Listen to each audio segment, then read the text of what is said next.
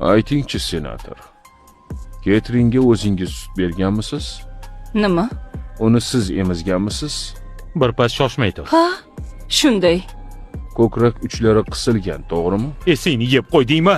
Insonni oyog'ini kessa ham haliyam kimdir qitqilayotgandek bo'ladi.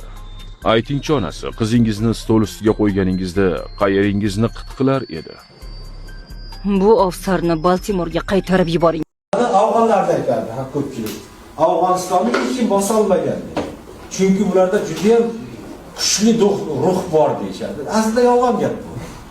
Bu faqatgina o'sha 70-80-yillarda Sovet armiyasi kirgan paytda Afg'oniston qarshilik ko'rsatganligi uchun, ruslar ololmaganligi uchun shu gap yoyilib ketdi. Aslida Afg'oniston tarixini qarasak to'liq 1,5 ming yil tarixi turkiy xalqlar yoki o'zimizning ajdodlarimiz tomonidan boshlangan. Bu yerda hech qanaqa negativga o'rin yo'q. Gapirayotgan odam G'aybulla Boboyorov, tarix fani bo'yicha professor, fan doktori hisoblanadi. Siz va menga qaraganda tarixni juda yaxshi biladi. Bu haqda Zahiriddin Muhammad Bobur o'zining Boburnoma kitobida ham keltirib o'tadi. Buni mantiqqa o'ylab ko'radigan bo'lsangiz, yurtidan quvilgan Shayboniyxor deyarli hamma joyini olib qo'ygan Bobur o'zini ahli ayollari, qarindosh urug'i bilan hech qanaqa bir katta askariy kuchi bo'lmasdan turib birdan Qobulning egasi bo'lib qoladi. Bunga asosiy sabab o'sha Afg'oniston yerlari Temuriylarning mulki hisoblanardi. Bobur esa haqiqiy Temuriyzoda edi. Shuning uchun u yerda legitimlik bor va davlat tepasiga kirish unaqa qiyin bo'lmagan. Diqqat bilan eshiting. Balki tushunmasangiz ham mumkin. Agar kimdir sizdan yoki kimlardir kimnidir yaxshi ko'rish va kimdandir nafratlanish g'oyasini yoki fikrini miyangizga o'tkazmoqchi bo'lsa, bilingki eng xavfli qullikning bo'sag'asida turibsiz. Bundan sizni faqatgina kitob qutqaradi. Assalomu alaykum hammaga. Kitob hujra Instagram va YouTube kanali a'zolari oldindan aytib o'taman. Iltimos kanalimizga obuna bo'lib qo'yinglar. Hozir tushuntirib berishga harakat qilib ko'raman. Bugungi mavzumiz ozodlik haqida. Men ozodlikni o'zini ikkiga bo'laman. Jismoniy ozodlik, ruhiy va ma'naviy ozodlik. Jismoniy ozodlik albatta chegaralangan. Siz bu jismoniy ozodlikni chegaralasa bo'ladi. Siz uyingizdan chiqmasingiz mumkin, mahallangizdan chiqmaysiz, viloyat, tuman, respublika, davlat, yer shari har bitta. Eng oxirgi boradigan joyingiz har bitta. Unga ham faqat kosmonavtlar chiqadi.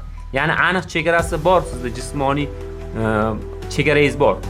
Lekin ma'naviy va ruhiy chegarangiz bu chegarasiz, xuddi koinot kabi kengayadi. Qachonki kitob o'qisangiz. Telefon tomosha qilsangiz emas, men ko'rib turibsiz-ku, kompyuterda emas. Chunki men shu paytgacha olgan bilimlarimni faqatgina kitobdan olganlarimgina yuqqan deya olaman. Bulardan olganlarim ham bor, lekin ularning asosi bari kitobga borib taqaladi. Kimdirlar aytishi mumkin, hozir kompyuterda men ko'plab kasblarni, hunarlarni o'rgana olaman, lekin ularda ham tub mohiyatda bor kitobga taqaladi. Siz zo'r aytishni kompyuter o'rganishingiz mumkin, lekin o'zingizni anglab yetishingiz uchun albatta kitob o'qishingiz kerak. Kitob o'qimasangiz siz eng zo'r hacker bo'lib 100 milliard dollar pulingiz bo'lsa ham hayotni anglamay o'tib ketishingiz mumkin. O'sha siz bilgan mashhur Bill Gatesmi, Steve Jobsmi, Elon Muskmi so'rasangiz, albatta ular sizga tavsiya qiladigan kitobi bor. Ular kitob o'qiydigan odamlar.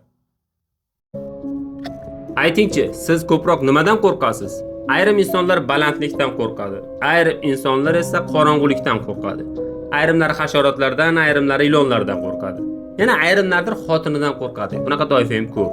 Lekin shunday qo'rquv borki, u butun insoniyatni qamrab olgan. Bu qo'rquvlarning saidi bo'lgan o'lim.